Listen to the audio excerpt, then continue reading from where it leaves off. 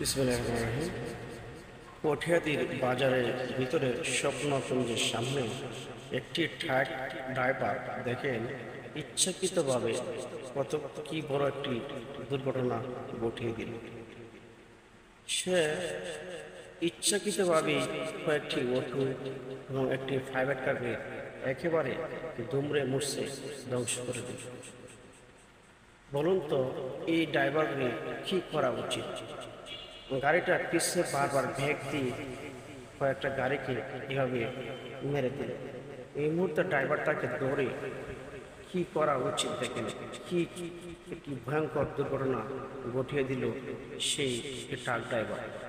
এটা কিন্তু কোনো অনিচ্ছাকৃতভাবে হয়নি, কিন্তু পরিকল্পিতভাবে বা ইচ্ছা করে কিন্তু ট্রাক ড্রাইভার সেই দুর্ঘটনাটি ঘটিয়েছে।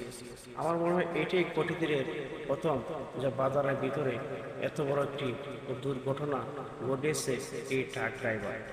এখন আপনাদেরই বলুন, এই ট্রাক ড্রাইভারটাকে কিভাবে কি বিচার করা যায়? এটা কোনো কাম্য হলো? দেখেন, এভাবে একটি ট্রাক ড্রাইভার একটি মাইক্রো এবং কতগুলো অটো এতগুলো মানুষের সামনে এভাবে মেরে দিয়েছে। সকলে তাকে এমনভাবে বিচার করা উচিত যে জীবন এমন না করে। দেখেন, এই মাইক্রোটা ঠিক করছে, দেখেন দমড়ে মুড়ছে, সব শেষ করে দিয়েছে। এটা কোনো কথা হলো? কিভাবে পিছন থেকে কয়েকবার ব্রেক করে এই ট্রাকটা নিয়ে পরে অটো এবং মাইক্রোগুলো এবং মোটর সাইকেল করে উঠিয়ে দিয়েছে।